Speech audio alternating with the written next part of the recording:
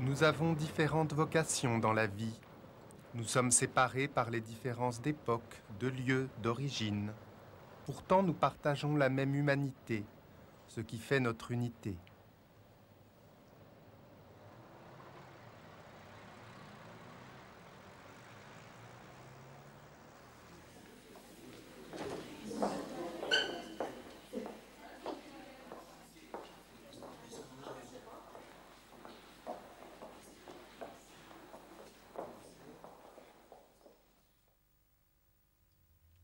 Thérèse n'a pas seulement vécu, mais nous a montré l'amour que nous cherchons inlassablement au plus profond de notre cœur. Elle n'a cherché dans sa vie que la vérité, c'est pourquoi elle a obtenu la palme triomphale de la vie éternelle. Longtemps, je me suis demandé pourquoi le bon Dieu avait des préférences. Pourquoi toutes les âmes ne recevaient pas un égal degré de grâce. Je m'étonnais, en le voyant prodiguer des faveurs extraordinaires aux saints qu'il avait offensés, comme saint Paul ou saint Augustin. Jésus a daigné m'instruire de ce mystère. Il a mis devant mes yeux le livre de la nature, et j'ai compris que toutes les fleurs qu'il a créées sont belles, que l'éclat de la rose et la blancheur du lys n'enlèvent rien au parfum de la petite violette ou à la simplicité ravissante de la pâquerette. J'ai compris que si toutes les petites fleurs voulaient être des roses, la nature perdrait sa parure printanière, les champs ne seraient plus émaillés de fleurettes. Ainsi en est-il dans le monde des âmes, qui est le jardin de Jésus.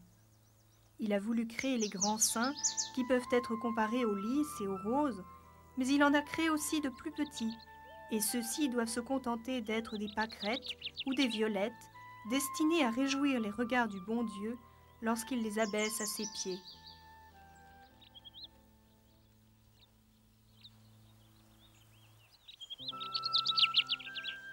La perfection consiste à faire sa volonté, à être ce qu'il veut que nous soyons.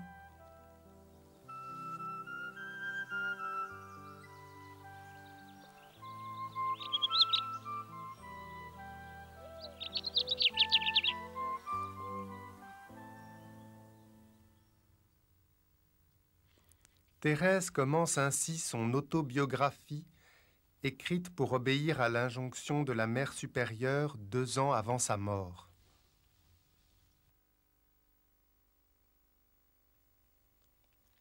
Sans doute, ma mère chérie, vous vous demandez avec étonnement où je veux en venir, car vous m'avez demandé d'écrire l'histoire de ma vie, mais ce n'est pas ma vie proprement dite. Ce sont mes pensées sur les grâces que le bon Dieu a daigné m'accorder.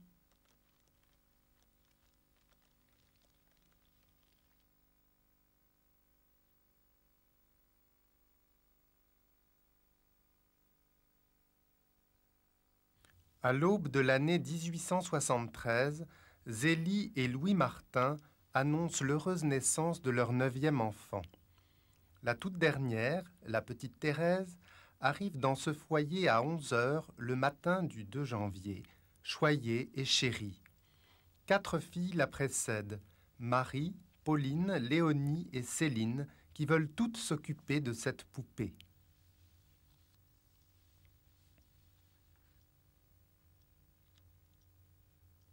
Dans l'existence enfantine, les joies vives illuminent les jours.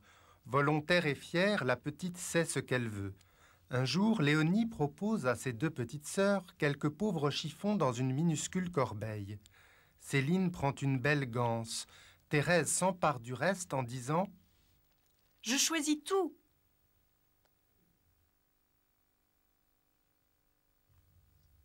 Plus tard, elle se souvient « Ce petit trait de mon enfance est le résumé de toute ma vie. » Plus tard, lorsque la perfection m'est apparue, j'ai compris que pour devenir une sainte, il fallait beaucoup souffrir, rechercher toujours le plus parfait et s'oublier soi-même.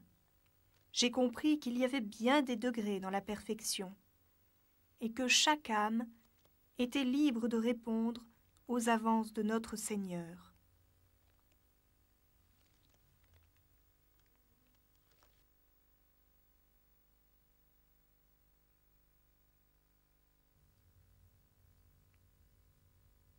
Première rencontre brutale avec la mort, celle de sa mère le 28 août 1877. Nul ne sait alors à quel point l'enfant de 4 ans est touché. Plus tard, elle considérera que la première partie de sa vie s'est arrêtée ce jour-là.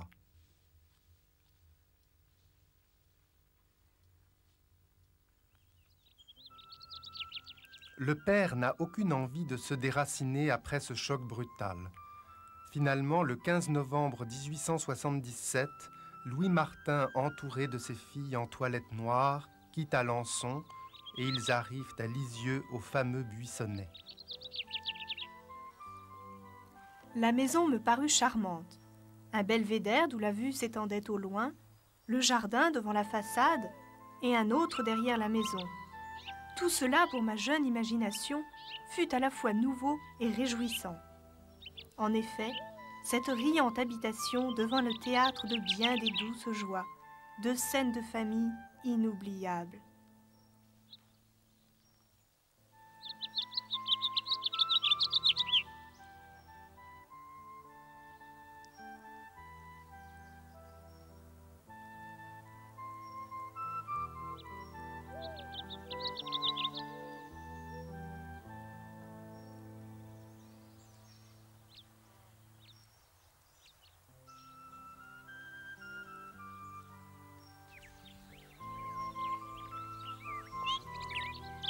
Thérèse est la reine de son père. Ils font ensemble la promenade quotidienne. À la belle saison, ils partent à la pêche dans la verte campagne environnante.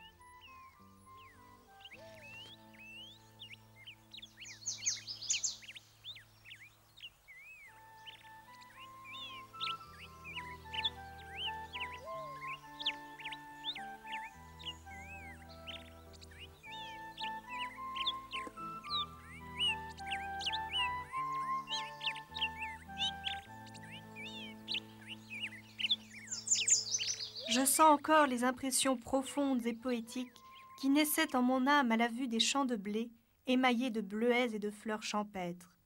Déjà, j'aimais les lointains.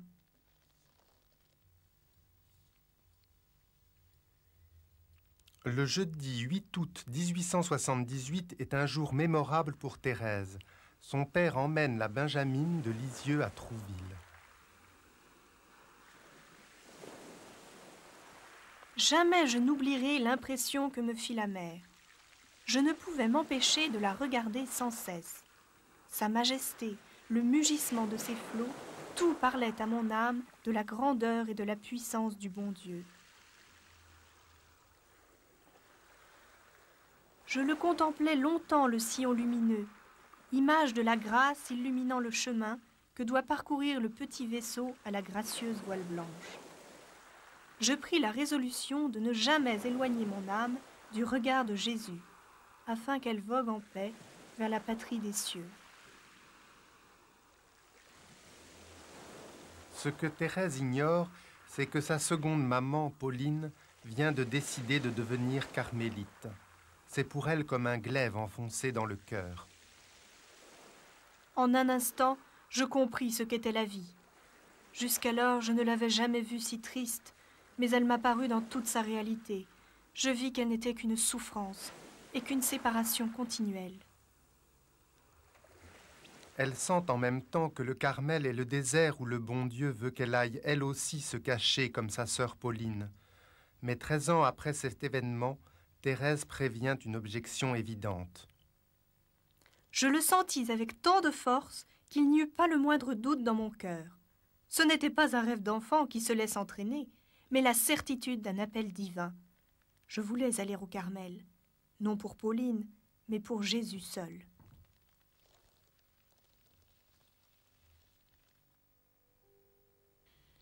Peu après la perte de sa seconde mère, Thérèse tombe malade. Au soir de Pâques 1883, au cours d'un dîner chez les Guérins, l'oncle Isidore évoque le souvenir de sa sœur, la mère de Thérèse. Thérèse s'effondre en larmes, elle est prise d'un fort tremblement. Elle a froid, s'agite beaucoup. Le lendemain, on fait appel au docteur. Diagnostic imprécis mais pessimiste. Tout à coup, la Sainte Vierge me parut belle, si belle que jamais je n'avais vu rien de si beau. Son visage respirait une bonté et une tendresse ineffables. Mais ce qui me pénétra jusqu'au fond de l'âme, ce fut le ravissant sourire de la Sainte Vierge. Marie s'exclame « Thérèse est guérie !» Et dans ce lit, Thérèse commence à penser. J'allais derrière mon lit, dans l'espace vide qui s'y trouvait, et qu'il m'était facile de fermer avec le rideau. Et là, je pensais. Je pensais au bon Dieu, à la vie, à l'éternité.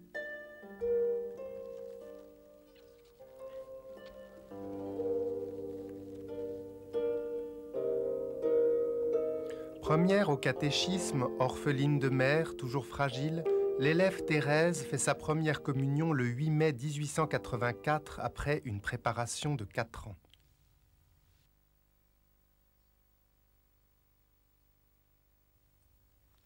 Ce fut un baiser d'amour. Je me sentais aimée et je disais aussi « Ô Jésus, je vous aime, je me donne à vous pour toujours. »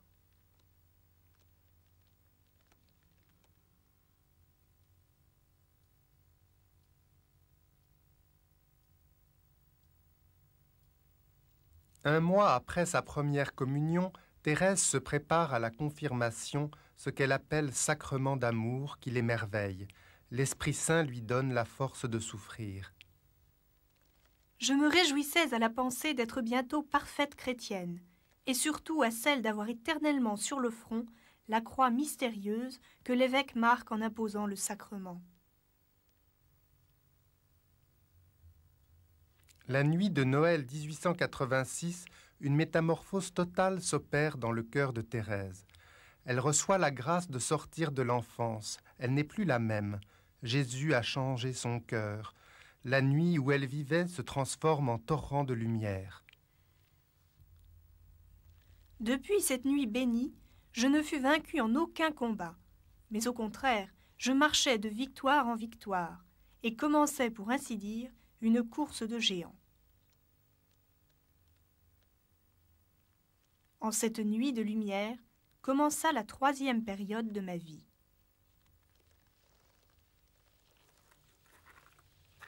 Sa vocation pour le Carmel se précise et s'approfondit. Il n'y a plus de temps à perdre.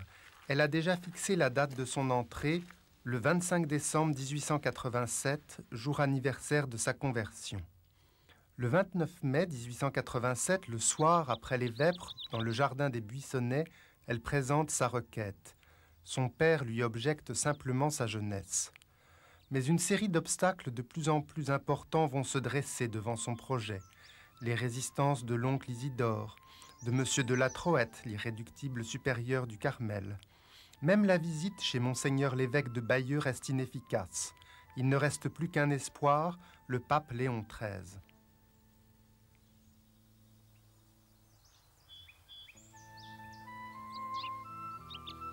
J'étais résolue à arriver à mes fins. Elle n'a qu'un objectif, combattre pour sa vocation, parler au pape. Le dimanche 20 novembre 1887 à 7h30, Thérèse Martin, agenouillée, baise la mule du pape, mais au lieu d'embrasser sa main, elle lui dit en pleurant « Très Saint-Père, j'ai une grande grâce à vous demander. Si vous disiez oui, tout le monde voudrait bien. »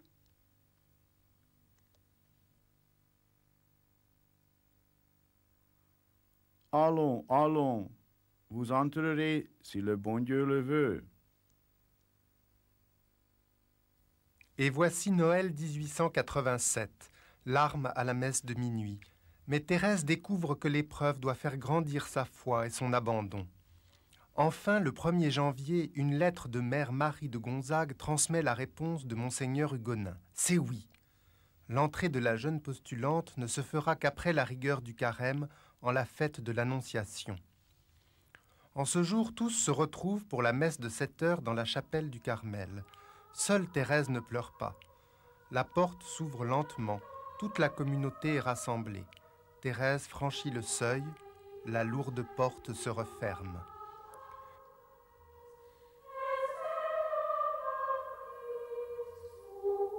Mère Marie de Gonzague l'a conduite au chœur avant de lui montrer sa cellule au 1er étage. Une petite pièce, un lit à couverture brune, un petit banc, une lampe à essence, un sablier. Sur le mur blanc, une croix de bois nue.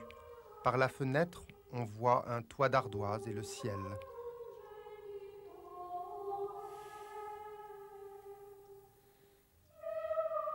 Pour la postulante, le travail consiste en du raccommodage, le balayage d'un couloir, d'un escalier, un peu de jardinage. Au noviciat chaque jour, sœur Marie des Anges explique la règle, les usages de la vie commune, manière de s'habiller, de manger. Le brutal contraste avec la vie rêvée des Buissonnets ne semble pas affecter la jeune nouvelle. Thérèse devrait normalement prendre l'habit après 6 mois de postulat, donc en octobre, mais elle doit subir à chaque pas la contradiction. Enfin, on fixe la date de la vêture, mercredi 10 janvier 1889. Thérèse Martin, en présence de l'évêque, s'agenouille devant son père. Il prend la même attitude pour la bénir en pleurant. Thérèse franchit le seuil.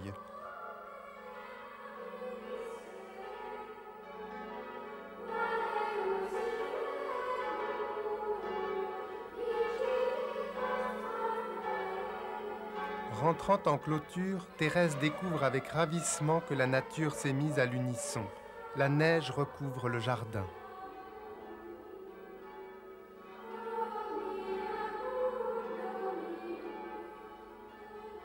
Avec quelle joie profonde je répétais ces paroles. C'est pour toujours, toujours que je suis ici. Elle porte désormais avec joie l'habit du Carmel.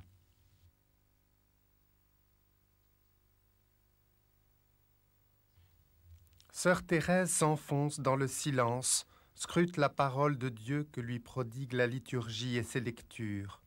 Soudain éclate le drame. L'état de santé de son père est inquiétant. Il faut vendre les Buissonnets. Le 12 février 1889, on décide l'internement immédiat à l'asile du Bon Sauveur à Caen. Ce jour-là, je n'ai pas dit pouvoir souffrir encore davantage. Les paroles ne peuvent exprimer nos angoisses.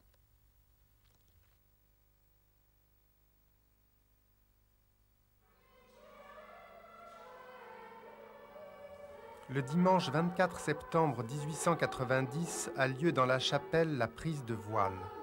Et Thérèse prononce les 3 vœux de pauvreté, de chasteté et d'obéissance.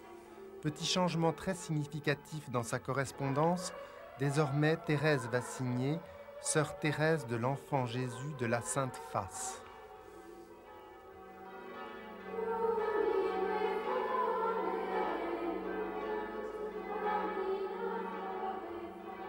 Le courage de l'adolescente étonne, même si parfois elle ne peut cacher ses larmes. Alors que son père vit au loin dans la nuit de son épreuve, elle s'enfonce dans sa vocation désertique. Lorsqu'un jésuite, le père Blinot, est venu prêcher au Carmel, elle lui a confié son espérance de toujours, devenir une grande sainte. Le prédicateur est choqué par ses propos, il y trouve des traces d'orgueil et de présomption. « Modérez vos désirs téméraires ».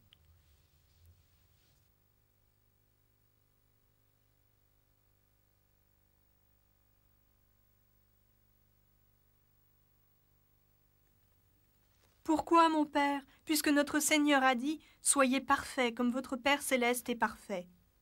Nos désirs infinis ne sont donc ni des rêves ni des chimères, puisque Jésus nous a lui-même fait ce commandement.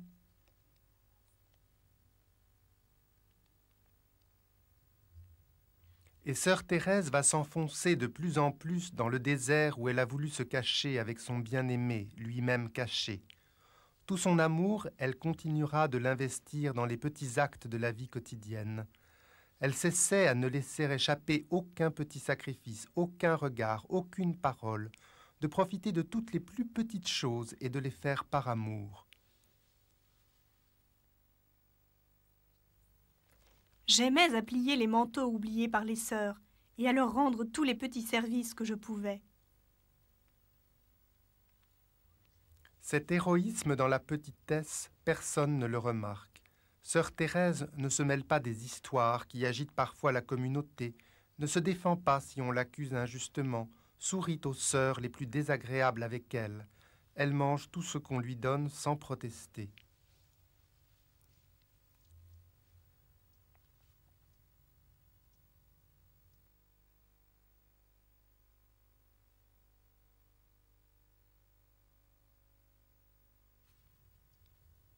Le visage de son bien-aimé la fascine quand le drame éclate. Son père s'éteint doucement le dimanche 29 juillet 1894. La souffrance la renvoie à l'anéantissement du fils, au mystère de la croix.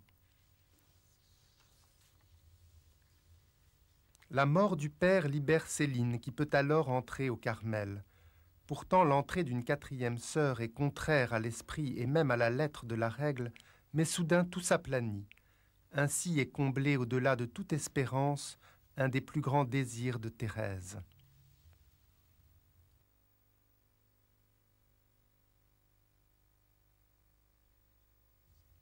Habituellement, 3 ans après ses vœux, une carmélite quitte le noviciat, mais Thérèse demande à y rester définitivement. Ayant déjà 2 sœurs au chapitre, elle ne pourra jamais y siéger de droit, ni être élue à aucune charge importante. Toujours la plus jeune, toujours la dernière. Toute sa vie, sœur Thérèse devra donc demander des permissions, en un mot rester mineure.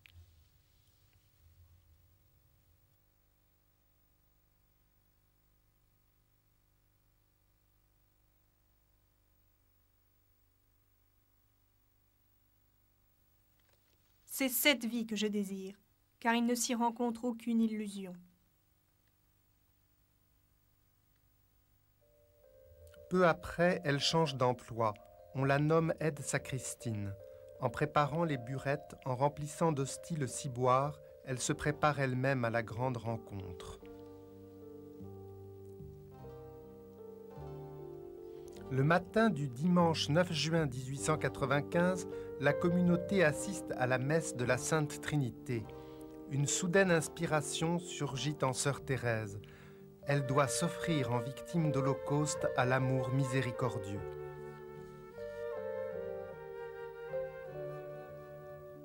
La prieure accorde sa permission et le mardi 11 juin 1895, agenouillée devant la statue de la Vierge du Sourire, elle prononce son offrande. Chaque jour, Thérèse passe de longues heures dans la chapelle de son monastère. Le tabernacle est vraiment le pôle de sa vie contemplative. Derrière elle, 8 années de vie de Carmel, de souffrances assumées. Elle a redoublé d'ardeur et de fidélité dans sa vie quotidienne. L'hiver 1895-96 a été long et dur. Le carême touche à sa fin. Thérèse a obtenu d'observer le jeûne dans toute sa rigueur. Thérèse a toujours rêvé d'avoir des frères prêtres. Et voilà qu'elle reçoit du ciel 2 frères de son âge, l'abbé Bellière, futur missionnaire, et l'abbé Rouland.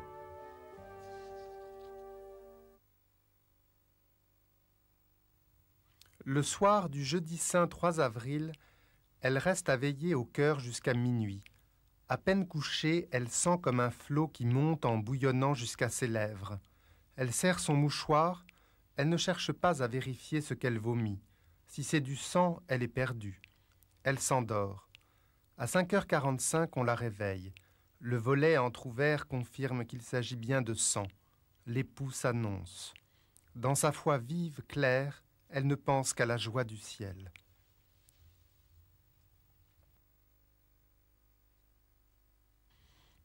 Soudain, cette joie disparaît brutalement. Une souffrance imprévue s'abat sur Thérèse. Elle entre dans la nuit intérieure la plus épaisse. Elle avance dans la nuit, dans un tunnel. Elle se heurte à un mur qui s'élève jusqu'aux cieux. Il me semble que les ténèbres, empruntant la voie des pécheurs, me disent en se moquant de moi « Avance, avance, réjouis-toi de la mort qui te donnera non ce que tu espères, mais une nuit plus profonde encore, la nuit du néant. »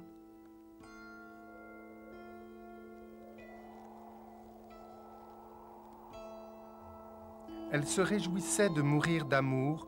Maintenant, d'horribles voix intérieures lui suggèrent que toute sa vie spirituelle n'a été qu'une illusion.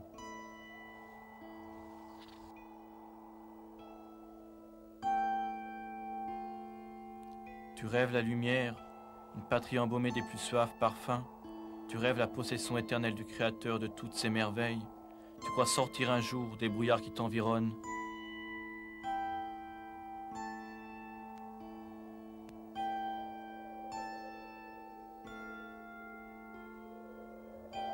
À l'extérieur, rien ne transparaît de ces violents combats, mais un jour elle dira à Mère Agnès: C'est le raisonnement des pires matérialistes qui s'impose à mon esprit. Plus tard, en faisant sans cesse des progrès nouveaux, la science expliquera tout naturellement. On aura la raison absolue de tout ce qui existe et qui reste encore un problème parce qu'il reste beaucoup de choses à découvrir.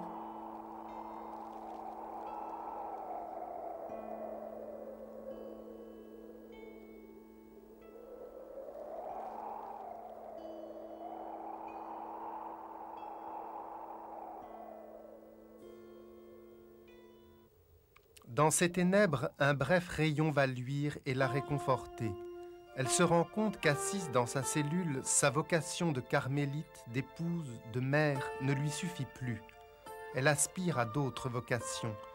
Elle voudrait être guerrier, prêtre, diacre, apôtre, docteur de l'Église, martyr. Ses désirs se révèlent plus grands que l'univers.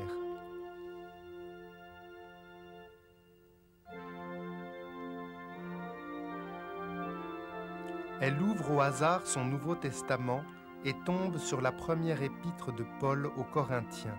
Un éclair jaillit en elle. Enfin, j'avais trouvé le repos. La charité me donna la clé de ma vocation. Je compris que si l'Église avait un corps, elle avait un cœur aussi, et que ce cœur était brûlant d'amour. Je compris que l'amour renfermait toutes les vocations, que l'amour était tout, qu'il embrassait tous les temps et tous les lieux, en un mot, qu'il est éternel.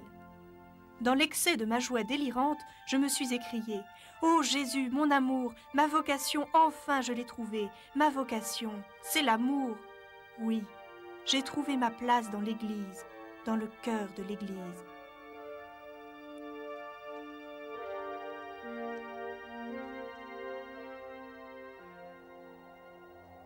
Ainsi commence l'année 1897, celle de ses 24 ans. Thérèse est gravement malade. À mesure que les jours passent, ce sont des vomissements, de très vives douleurs dans la poitrine, des crachements de sang. Secouée de longues quintes de toux, Thérèse abandonne progressivement tous les exercices de la vie communautaire.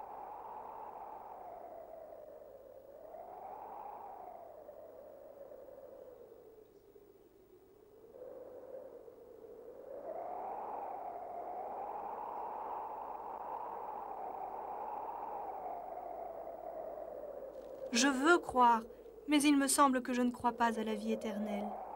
Il me semble qu'après cette vie mortelle, il n'y a plus rien. Je ne puis vous exprimer les ténèbres dans lesquelles je suis plongée.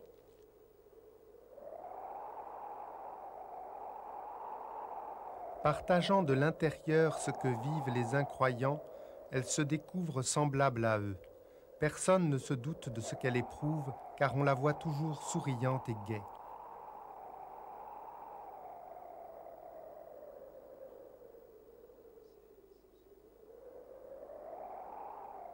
Le mardi 6 août, elle vomit du sang en abondance. On la descend de sa cellule à l'infirmerie de la Sainte-Face. Malgré les souffrances physiques, les fièvres, les sueurs, les étouffements, les insomnies, la constipation, les escarres, la gangrène des intestins, son visage restant le même, certaines de ses sœurs ne la jugent pas vraiment malade.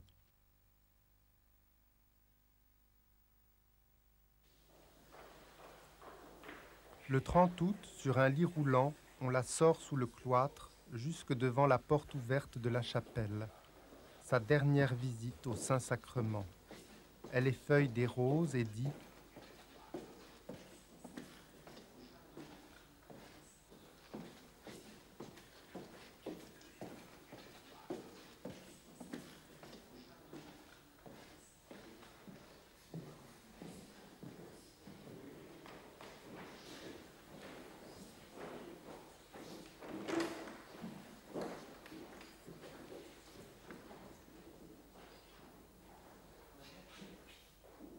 Ramassez bien ces pétales. Ils vous serviront à faire des plaisirs plus tard.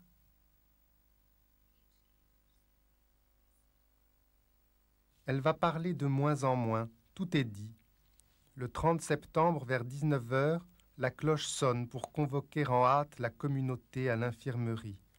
L'agonisante accueille les sœurs par un sourire.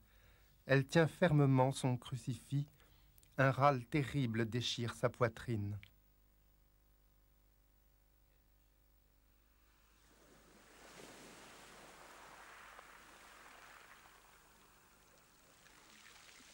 Oh, je l'aime. Mon Dieu, je vous aime.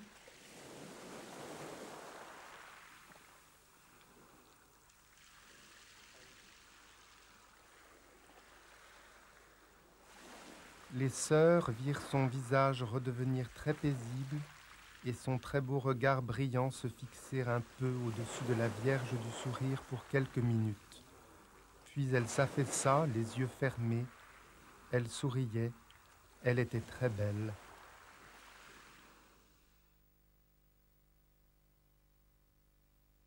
Le lendemain, vendredi, le corps de Thérèse fut exposé au chœur. Les obsèques furent fixées au lundi 4 octobre à 9 heures. Le silence, un instant troublé, retombe sur le Carmel de Lisieux.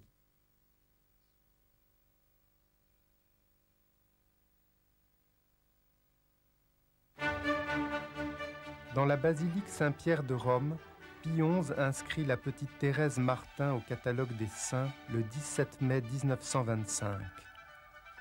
Les saints ne vieillissent pratiquement jamais. Ils ne deviennent jamais des personnages du passé, des hommes et des femmes d'hier.